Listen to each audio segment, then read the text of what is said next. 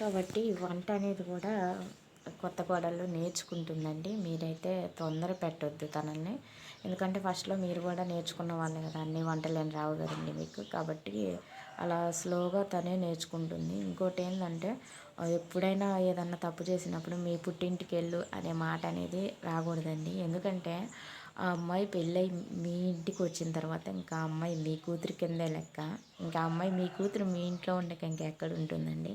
కాబట్టి ఖచ్చితంగా ఎట్టి పరిస్థితుల్లోనూ ఆ మాట అనొద్దు. ఎందుకంటే ఆ అమ్మాయికి అటు పుట్టిల్లు నా ఇల్లు కాదు, ఇప్పుడు అత్తవారిల్లు కూడా నా ఇల్లు కాదా అనే ఫీలింగ్ అనేది వస్తుంది. ఆ ఫీలింగ్ ఎట్టి పరిస్థితుల్లోనూ తీసుకురావద్దు. ఫస్ట్ కోడల్ని మీకు అలవాటు చేసుకోండి. తర్వాత ఆ అమ్మాయి వాళ్ళ అమ్మ వాళ్ళ ఇంటికి వెళ్ళాలన్నా కూడా వెళ్ళదన్నమాట. మీరు మా ఇంట్లో మా అత్త ఎలా చేసుకుంటుందో, మా ఆయన ఎలా ఉన్నాడు, మా పిల్లలు ఎలా ఉన్నారు, ఇదే ఆలోచన వచ్చేటట్లు మీరు చేసుకోవాలి. ఏమీ లేదండి, లేడీస్కి ఇవ్వాల్సింది కొంచెం ప్రేమ ఇచ్చారంటే వాళ్ళు మీరు చెప్పినట్లే వింటారనమాట. వాళ్ళకి కావాల్సింది కొంచెం టైం స్పెండ్ చేస్తే చాలు వాళ్ళతోటి. ఆ టైం స్పెండ్ చేసినంతసేపు కూడా అత్త కోడళ్ళు కొట్టుకోకుండా మీరు ఒకరినొకరిని అర్థం చేసుకోవడానికి ప్రయత్నిస్తే బాగుంటుందండి. ఇప్పుడు హెల్త్ బాగలేదనుకోండి, అత్తకి అమ్మ నాకు ఇలా బాగాలేదు, నేను కూడా మీ అమ్మ లాంటి దాన్ని అనుకోమ్మ, నా చేతకానప్పుడు చెయ్యి అని చెప్పండి, తప్పులేదండి.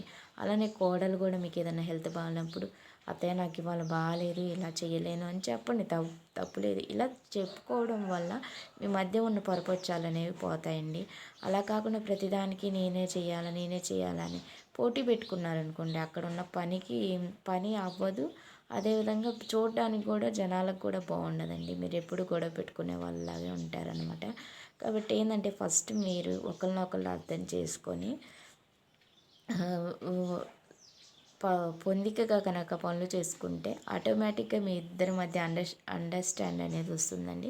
కాబట్టి ఫస్ట్ అత్త వాళ్ళు ఏం చేయాలంటే, అమ్మాయి ఎలాగో కొత్తది కాబట్టి ఫస్ట్ ఏం చేయాలి చెప్పండి. మీరు చేసిన తర్వాత కూడా ఏదైనా పొరపాటు చేసిందనుకోండి, మీ కూతురు అయితే ఎలా పొరపాటు చేసింది అని అనుకోకుండా ఎలా అయినా వేరే ఏంటి అమ్మాయి ఇక్కడికి వచ్చి మనం అరిచామనుకోండి, మా అత్తయ్య కాబట్టి ఇలా అరుస్తుంది, అదే మా అమ్మ అయితే నిదానంగా చెప్పదా అనే ఆలోచన ఉంటుంది. కాబట్టి వాళ్ళ అమ్మలాగే మీరు బిహేవ్ చేసి చిన్నగా చెప్పండి, ఇలా కాదమ్మా అలా అని చెప్తే ప్రతి కోడలు కూడా చేస్తుందండి. చేయకుండా ఎవ్వరూ ఉండరు అనమాట.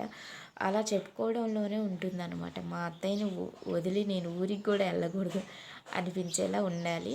అప్పుడు మీరు ఖచ్చితంగా మీ మాట వింటారనమాట. వాళ్ళకి ఏదన్నా ప్రత్యేకమైన డేస్, వాళ్ళ పుట్టినరోజులు కానీ ఏదన్నా సెలబ్రేషన్స్ ఉన్నా కూడా మీరు బాగా పార్టిసిపేట్ చేయండి యాక్టివ్గా.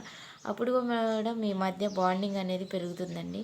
ఇదండి ఈ వీడియో. నా వీడియో మీకు నచ్చితే తప్పకుండా లైక్ చేయండి. అదేవిధంగా సబ్స్క్రైబ్ చేయండి ఫ్రెండ్స్. చాలామంది సబ్స్క్రైబ్ చేయట్లేదండి, వీడియో చూస్తున్నారు కానీ సబ్స్క్రైబ్ చేయట్లేదు.